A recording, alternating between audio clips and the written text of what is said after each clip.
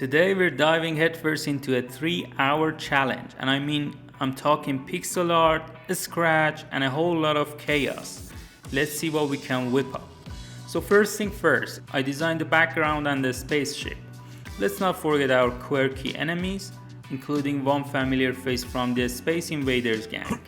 And hey, ammo packs? Well, it looks like a handy gun ammo, but let's be real, it's way cooler. Onto Scratch we go. We've got our spacey backdrop. The player ship now follows your mouse pointer.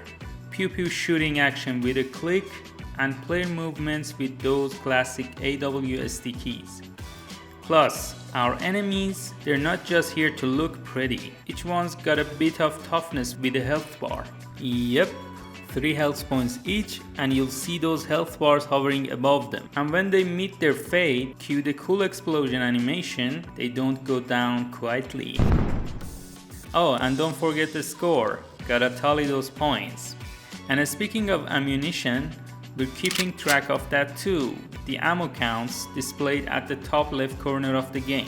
Wrapping it up, a starter screen, a game over screen that's got this bold, in your face red vibe, and hey, some epic sound effects to seal the deal. It's all about the vibes, you know?